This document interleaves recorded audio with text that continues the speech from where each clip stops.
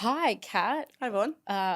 We're going to delve deep into a topic today that I think a lot of expats probably struggle with, and just general General struggle. public as Yeah, well. the Yeah. general public, Yeah.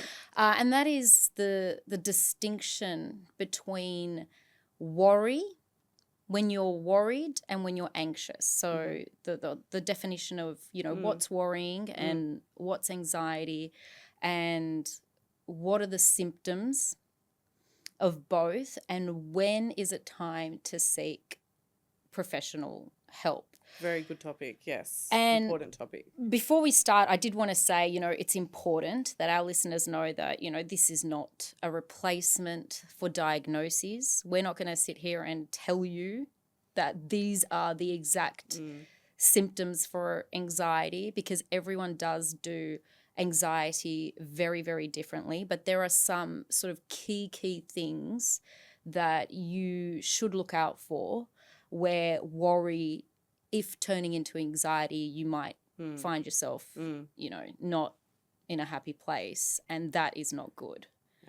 Yeah. So just to distinguish between the two, and just unpack the differences. What is worry? So worry is, for me, the natural response of some stress or uncertainty related to a particular event.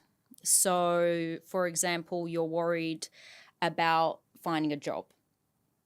And, worry might keep you motivated to apply for jobs, but anxiety is when it prevents you from even submitting CVs.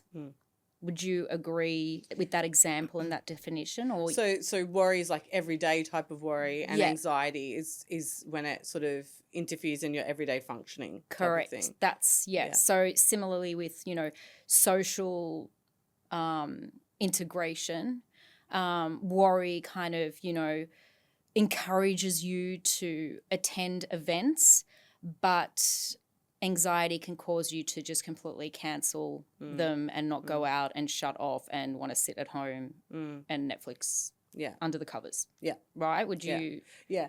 And there's nothing wrong with that. Yeah, no. And I actually have an even broader definition.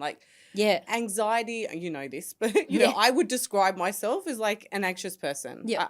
I used to say that very frequently, and then I stopped saying it. Yeah. Because I don't think it's true or helpful to myself to keep saying that script. I'm an anxious, but what does that even mean? So I think I have a tendency to maybe, overthink and, like you're saying, worry unnecessarily. But I also think that a degree of anxiety and worry is very, very, very normal. So, I have a lot of people that will come to me, especially young people, and they're like, oh, I think I've got anxiety. Well, we all do. Yeah. We all do to some. But see, it's such a term now that gets thrown, diluted. It's not anxiety, it's worry. Yeah. And worry is okay. Worrying about things, it's what keeps you motivated to do something about that situation. Yeah. Anxiety is what holds you back from it. Would you agree? Yeah, clinical levels of anxiety, would definitely interfere with your daily functioning. Yeah. So that's obviously less than ideal. I think also, I think it's Eckhart Tolle, and he says worry pretends to be necessary. And it's that kind of mindset where you're trying to troubleshoot all the different things that can go wrong, and to be on the front foot and sort of prepare for every worst case scenario.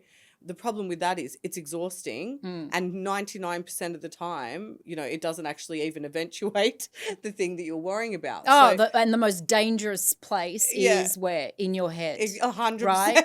My One head of the too. most dangerous places to be is in your head. Brooke Castillo says, leaving your mind unattended is like leaving a toddler with a knife. Yes. It's the truth. Yes. You know, you can really inflict some harm. Yeah, on your well-being. Absolutely.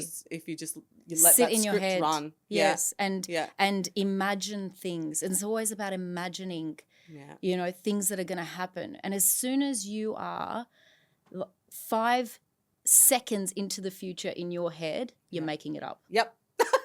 Would you agree? That. No, I love that. That's good. You're just making it up. Yeah. Because you don't know. Where's the evidence? Yeah. And this is another clue, when you start going, what if, okay, the second you do a what if, yes, you're lost in thought. Like you're gone. Like or the second you do, I should. The shoulds. You're shooting all over yourself. We're just too funny today. We are too funny. We've had our... No. So just back to like also then discussing, you know, anxiety, like what's anxiety? Like what's the difference, you know? And I think it's about, and, you know, the physical symptoms as well. It's the irritability, the sleep disturbances, right? So you're anxious about something. So now you're not worried about it. Okay, so you're worried about it, but now the worry has turned into you being quite... physical symptoms of irritable. Yeah. You're taking it home. Yeah. You're unpacking it on your kids or your partner or your friends. Sleep disturbances, insomnia. You can't get to sleep, or you're waking up in the middle of the night and then you can't get back to sleep because it's that same in your head, what's going on. Difficulty concentrating, right? Would you say that they're the distinctions where it's getting into anxiety? I think also it's when you notice that, or you may not notice, I think that's the problem, like when you're running a script of anxiety or you're so in your own thinking that you're really not present to what is. Like that's a real clue that you know, that your well-being is suffering, you know, because when we just spend time over-analyzing, overthinking, trying to, you know, troubleshoot every worst case scenario, we're not able to function properly in what has shown up, what, you know, the work that we're working on, our interactions with our children, our, you know, relationship with our spouse. We're lost in thought, you know, and I think waking up to that fact is very important. Just the recognition. The switch that's like, oh, I'm lost in thought. Okay, this is not reality. This is just my, you know, overthinking. Yeah. That is it. That's the first thing that I would tell listeners. If the worrying is worrying so much where it's taking weeks, a month about the same thing. You're not sleeping. You're still worrying about the same thing. You're irritable. Then we're talking about, we're coming onto anxiety here. Yeah. Would you say that is just getting... Yeah, and I think a really interesting side effect, and I know that this is something I've experienced for myself. I'll use myself as the example, but I used to say I'm not an angry person. I don't think I am really. Like, you know, I don't think that's a tendency of mine. But when I was lost in anxiety and worry thoughts and so on, my outburst could be angry. So sometimes you might notice, and I'm only just saying this like for you to pay attention to your own interactions, sometimes anxiety can look like anger actually. Yes. You know, if you're snapping at your kids more frequently or too quickly, you know, if your reaction is disproportionate to something that's happened, this can be an anxiety script running in the background that I just think the connection between anxiety and anger are really more closely linked than people might think. I think you're absolutely right there. You're absolutely right. It is, because it's you know, when you're deep in thought and you're concerned about something, but then you still have to go on with daily life, you can get very irritable or angry at a situation a lot quicker than you would if you weren't worrying exactly right about that. So I totally get that 100%. Yeah. And I think, you know, when it's really important, you know, to recognize when that worry is crossing the path into anxiety. And, you know, I think that's the time that you should go on a bit of a journey and seek some professional help, because you need I find it so important that if someone who is coming onto anxiety can catch it and learn some really simple techniques and strategies over 1-2 sessions, sometimes is all it takes with a professional, then they get it. They have that aha moment. And they go, okay, I get it. I see where, there's this different perspective.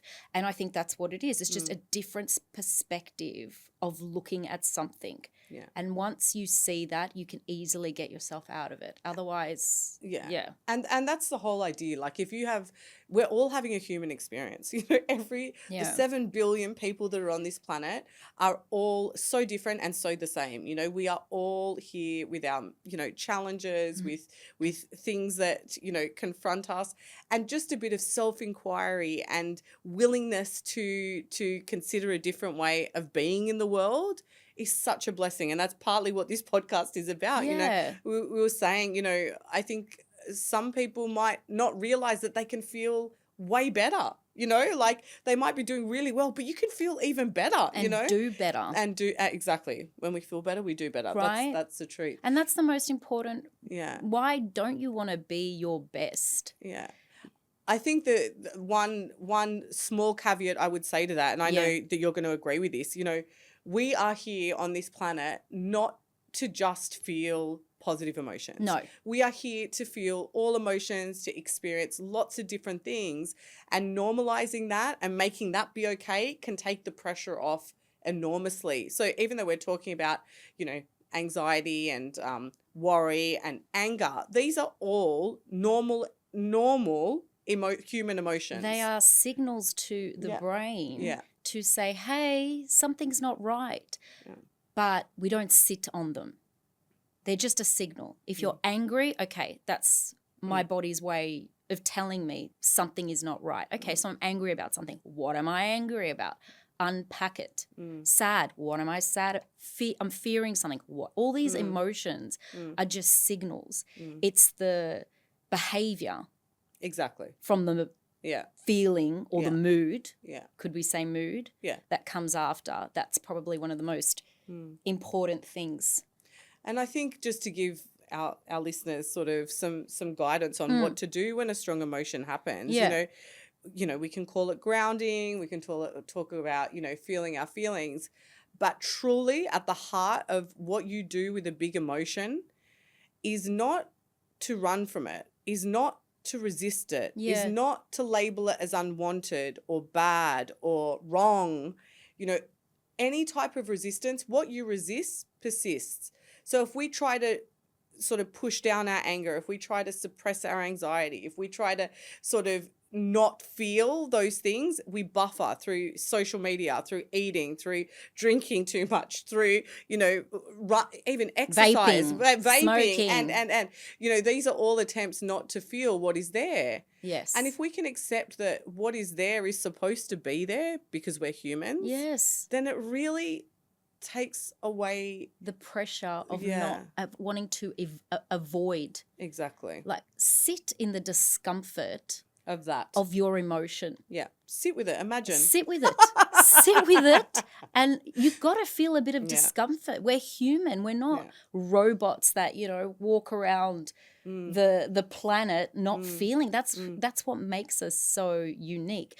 But you must learn to be able to sit with it and unpack it. And also, I'm sure you agree, but for me, I think one of the, in terms of like, let's talk about some strategies and toolkits of how, what toolkit can a listener use to sit with discomfort and unpack it and address it. Journaling. I think it's so, so important, putting that pen to paper and, putting judging some of your thoughts that come through, seeking some evidence. So, maybe you have a thought of, I'm not good enough at work. My boss wants to seriously fire me any minute. I'm not doing good work.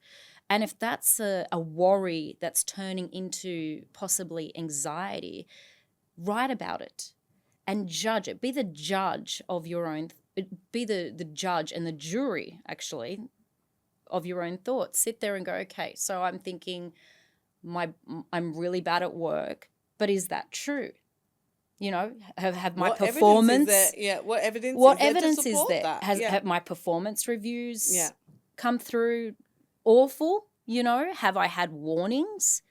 Have my colleagues told me that I'm unbearable to work with and I'm not whatever it is? And be the judge and the jury of these thoughts. And if you find yourself thinking, well, actually, yeah, you know, in my last performance review, yes, there was evidence where I could fix a few things here and there, then act on it. Write a plan of action. What are you going to do about it? Because that's when you grow. When you address areas in your life where you need to, you know, there's a skills gap and you move. And that's when anxiety goes, oh, the brain's got a plan. And I always said, I love this. I was hoping you'd say this. And I think that, you know what I'm going to say, like anxiety, its kryptonite is planning. Yeah. Is action. Yeah. If it you doesn't like it. It does not like it. Does not like it. And the quickest way to get rid of your anxiety is have a plan of action. And if you can pen to paper that plan of action. Yeah. You're on the way. Right. And I just want to like zone in on something you said. You said, say there is something on your performance review that does require your attention. Now, let's be clear. All performance reviews are going to have things you're going to have to work on. Yes. Like no one's just being like A star. Maybe they are, but not my ones. No. So, you know, if there is something on there to work on, instead of shaming yourself, guilting yourself, laying on some like, you know, blame about I should have done this better and I shouldn't have done. If you can lean into the discomfort of that and actually say, oh, okay, this has been pointed out to me by someone I respect, you know, as uncomfortable as it is for me to maybe recognize this, I'm going to grow from this. I'm going to look into developing my plan. You know, there's two things there, like leaning into the discomfort of someone telling you perhaps you can improve on this and not falling into a heap, or fall into a heap and then get up, okay, is also valid. Yeah. And then creating like a meaningful plan to move through it. This is ticking off anxiety. This is ticking off worry. This is a person who's resilient, they're strong, confident, and they're going to grow. Okay, that's the kind of mindset that we want to cultivate. Correct. But if you're someone that is unwilling to feel uncomfortable, embarrassed, shame, you know, if you don't want to feel those things, you tend to stay in a comfort zone, stay in your bubble, stay small. Yes. And that creates more worry. Yeah, that creates more hard. Yeah. So you got to pick your hard. Yeah. Right? Yeah. It's hard to be uncomfortable.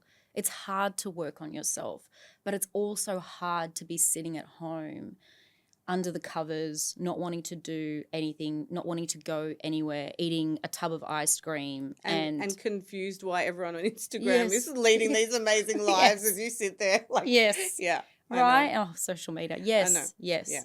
So I think on that note, like again, inviting listeners. Tell us about your experiences. We want to hear from listeners talking about what kind of worry did you have that you recognized turned into anxiety? What did you do about it, or what didn't you do about it? You know, what are you doing about it?